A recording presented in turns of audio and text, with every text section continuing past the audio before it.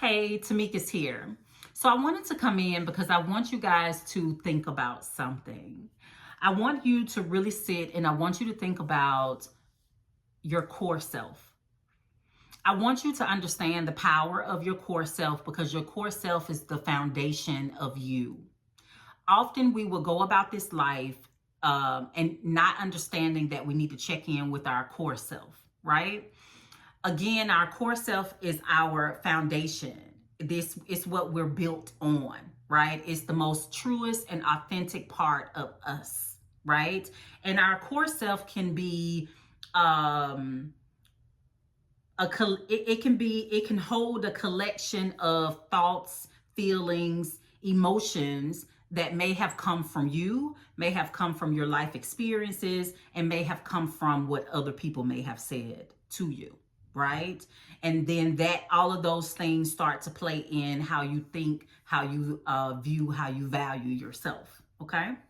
And so, as we talk about the core self, remember the core self is your foundation, right? When we build a house on a foundation, it matters about how healthy the foundation is. Because if we build a house on a faulty foundation, then the house is not going to work properly, right? The windows may not stay up. You may have cracks in the walls. You may have foundation. The house is shifting. The doors won't stay open. It's not functioning properly, right? So if our foundation is not solid, we're not functioning properly, right? So that opens up the door for mental health issues, right? Some anger issues, some improper coping mechanisms. You get what I'm saying? So the core self is a very important part of us. It is us at the core. It's us. It's our authentic, most truest part of ourself. Okay, so just keep that in mind, right? Pin that. Okay. So as we think about our core self, I want us to think about three concepts related to our core self, right? Those three concepts are self-worth, self-esteem, as well as your self-concept. Okay, so let's talk about self-worth for a minute. So self-worth is all about what you think about yourself. What do you think about yourself? So some people may feel that they're worthless, that they don't hold value, that they are not attractive, not smart enough, that they're boring, just all of these negative thoughts, right? That may have been conjured up by them and their life experiences, or it could come from what other people may have said to them about them, right? So your self-worth is how I think about myself, right? Do I give myself grace and compassion, or do I have an adversarial relationship with myself? And am I always putting myself down? Am I self-doubting myself? Do I not trust me? Right? So self-worth is very important because we think about ourselves every day. And believe it or not, we talk to ourselves each day more than we talk to other people. Sometimes we recognize that we're talking to ourselves through our self-talk. And sometimes we don't recognize that we're talking to ourselves. How can you be so stupid? Because you left something at home, right? So we have to really work to be mindful of our relationship with ourselves and how we think about ourselves, right? Because how we think about ourselves, our self-worth, it shows. Other people can pick up on it in your language, in your actions, behaviors, in your presence, in your energy. So I want you to really think about what is your self-worth looking like? How do you think about yourself? Or do you think about yourself at all? Is your mind occupied on everybody else? Or do you really give yourself some time and attention? Right? So I want you to think about that, because if you're not clearly thinking about self, then it's hard to be proactive in catching, depression, anxiety, mania. You get what I'm saying? Anger issues, right? When we're thinking about ourselves, when we are assessing ourselves. You get what I'm saying? And so self-worth is very important for us to really give some serious thought to. Because it plays directly to the core of who we are.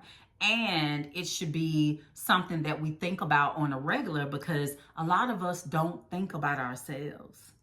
We forget about us. We're last. Everybody else is first. Everybody else needs is first, right? And we forget about us. So let's really think about self-worth.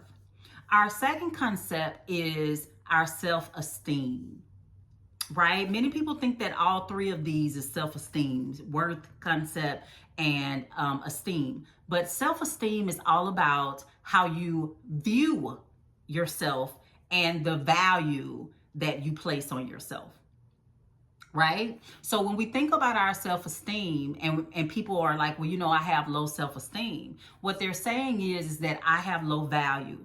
I don't really think highly of myself, right? Whether it's due to the after baby body, right? Where, a lot of women are not happy with their bodies after they have babies, right? Because of all the change that could have happened.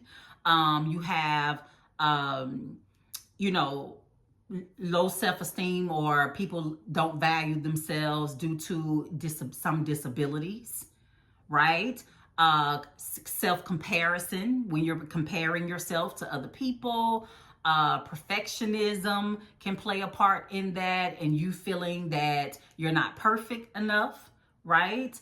It can be based on failure, where you may have failed at some things. You didn't graduate college, or you got fired from this prestigious job, or someone that you truly love broke up with you. Like, we all these things can devalue us if we allow it to, right? So when we think about self-esteem, how do you view yourself? How do you view your self-value? Is it high? Is it low? Or are you just kind of coasting there in the middle, right? We want to be in the middle and working toward high, but making sure that our high self-esteem is not knocking on the edge of narcissistic, as well as allowing the ego to rule. Okay, so we want to be careful there, but it's good to be able to see yourself as a high value individual, right? Now, all right, because in the culture, everybody's talking about high valued men and high valued women, but it all depends on your definition of value. You know what I'm saying? And I think that the video with Dr. Cheyenne and Cam Newton spoke on that, as well as the one with Dr. Cheyenne and Nick Cannon, right? She talked about value in those videos, right? And often, as a therapist, when individuals come to therapy, there's often a low self-esteem sitting there. And research is starting to get that connection between low self-esteem and it being a precursor, so to speak, to anxiety and depression, right? Because sometimes your view of self can be so low to where it can cause that deep level of sadness and, eventually end up becoming depression over years of living this way or feeling this way about yourself. Because when your self-esteem is low, it's going to show up in your behaviors. It's going to show up in your thought process, in your perception. It's going to show up, right? And it can definitely create some damage, right? We can also look at low self-esteem when we think about Sometimes people have issues about their youth and making bad decisions in their youth, right? Whether it was promiscuity, whether it is becoming a early parent, whether it was drinking, smoking, drugs, whatever. You know what I'm saying? And so it's important for us to understand that just because we have made some mistakes in life, it does not mean that it takes away from our core value, right? Again, depending on what is your definition of value? You get what I'm saying? So just because you may have made mistakes in life, it doesn't take away from your value. We have to stop internalizing our mistakes as, punishments toward, because we're not perfect. Nobody is perfect. You know what I'm saying? And so just because we may have failed at some things, just because we have made some bad decisions, it doesn't mean that we don't hold value. You do hold value. You are valuable. You came here with a purpose. God created you on purpose. So you came here with value. You know what I'm saying? Anytime I start to doubt myself, I always go back to my belief system. And that is, I remind myself of whose daughter I am. And I am the daughter of a king, right? And if I'm the daughter of a king, which is God, right? Then I know that God created me on purpose, with purpose, for a purpose. So that is value. Nobody can take that from me. You understand what I'm saying? So irregardless of what other people say, irregardless of how other people treat you, let's not internalize that and allow that to dictate what your value is. Instead, your job is to go out and show the world who you are and what you're worth. You understand what I'm saying? And that's just by you being you, right? We're not doing this for validation, right? We're not doing it for clout, but we're just simply showing up, assured of ourselves, understanding that we hold value, period. Without a shadow of a doubt. Okay? So if you're feeling as if you don't have value, sweetheart, yes, you do. You were born valuable. And nobody can take that away from you. Okay? All right. Let's move on to our third concept that I want you guys to think about when we think about the core self. And that third concept is self-concept, right? Self-concept is all about, it's kind of like a gumbo or a collection of beliefs that you have about yourself, right? These beliefs can come from you. It can come from other people. Again, it can come from past hurts, pains, trials, and tribulations you may have had in your life. You know what I'm saying? And so self-concept is, again, it's a collection of beliefs about yourself. So what do you believe about you? Going back to self-esteem, right? Do you believe that you hold value? Going back to self-worth, what do you think about yourself? You know what I'm saying? And so self-concept is this collection of beliefs. We really need to sit and assess this collection of beliefs we have about ourselves, because it can, it can be, it's a part of our everyday makeup. If we are carrying negative beliefs about ourselves, then those beliefs can turn into negative behaviors, negative decision making, picking negative being negative when it comes to picking your partners, right?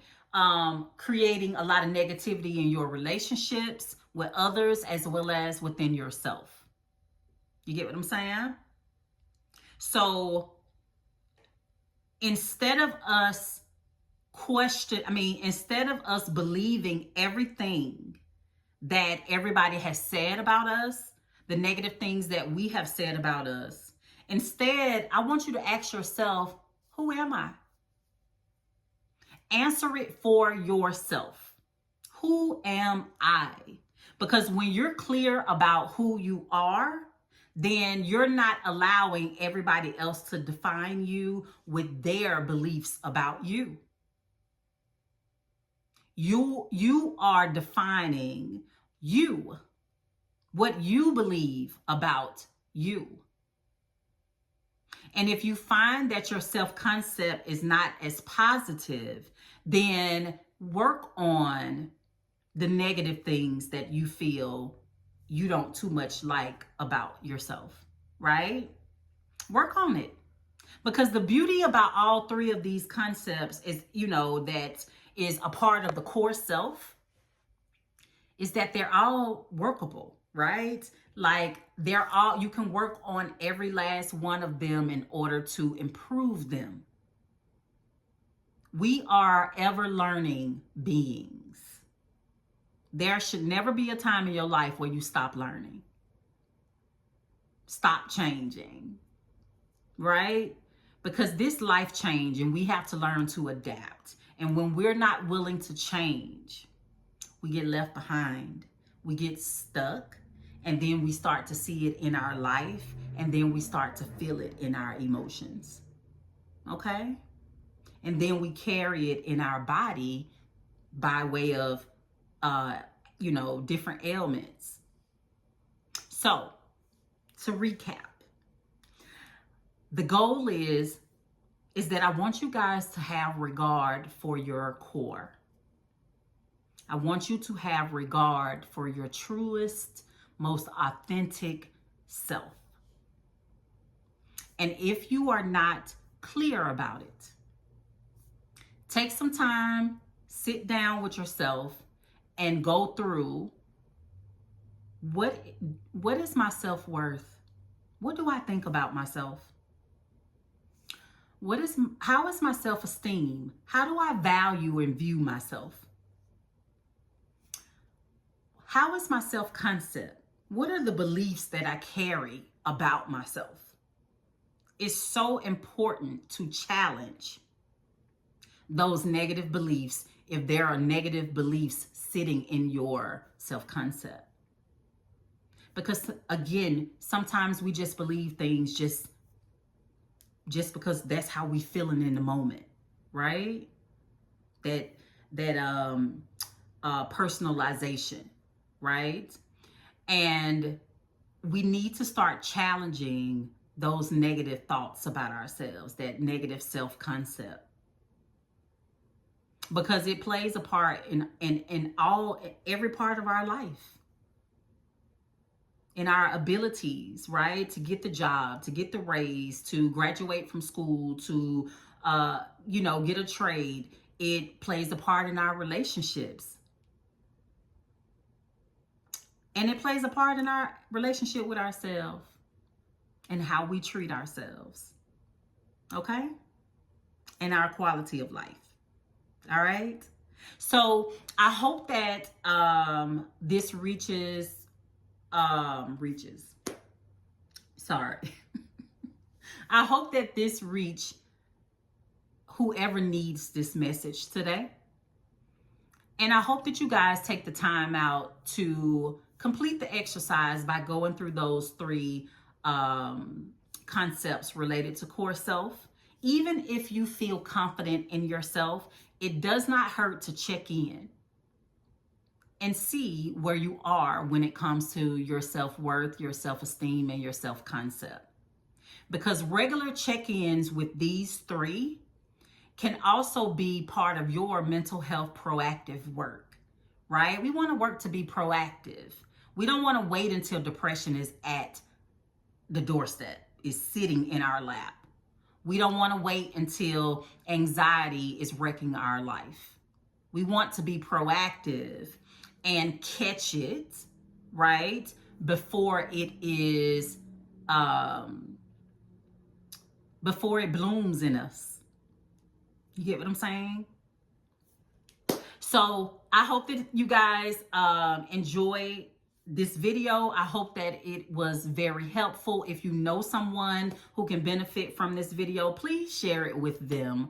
I try my best to bring you guys information that you can implement in your day-to-day life. I really try to get you guys to think about you.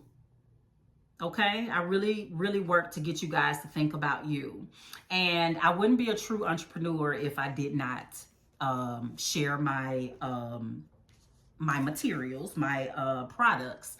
So I just wanted to share with you guys my therapy companion workbook. This is for those who are in therapy or thinking about going to therapy. It gives you 95 pages here of worksheets that you can do, and you can take this back to your therapy session and process it with your therapist. And then in the back, it gives you space to write down your questions, the insight from your session, your symptoms, your goals, and your growth. Okay, it's undated, so you can pick this up anytime throughout the year, as well as anytime whether you're already in therapy. And it's also a good companion too for therapy and for therapists, because you can give your clients homework from this as well. Okay, I have this for men and I have it for women. This one here, Consciously Choosing Me, is for women. And I also have a male version that I thought I had over here. But it's called Letting Go of What No Longer Serves Me. So please go check me out on Amazon, okay? And I also have a new book coming out. It's a new workbook called The Truth Dialogues, and it's all about procrastination. So push past procrastination, okay? And what it's going to do is a self-exploratory questionnaire that helps you to sit with yourself and have a conversation with yourself about why you procrastinate. Okay, it gives you some good information as it relates to what procrastination is, the different procrastination styles, as well as I'm giving you some fantastic tips to implement once you finish the self-dialogue. Okay, so I'm trying to bring you guys, again, I'm sorry, let me let you see that up close. And this will be on Amazon hopefully in the next 3 days. I've submitted it for publishing, and just waiting for them to approve it. Okay, but the therapy companion workbooks are already live on Amazon. So again, shameless plug, actually not shameless. This is what I do. I'm an entrepreneur, but I really do try to provide products as well as my videos, as well as my podcast called Mission Dorothy. This is what the cover looked like here. I try to give you guys as much information as possible, because I know that I can't be everybody's therapist. But I also want to give those information who may not be ready for therapy just yet, as well as those who may have done therapy, and this is helping you to kind of revitalize what you may have learned in your therapy. And so I hope that this was helpful, y'all. So have a good one, and I will see you guys in the next video. Please talk to me in the comments, okay? I see the likes, but talk to me in the comments. Let me know what you think, okay? All right, have a good one. Thanks for watching this long video. Bye.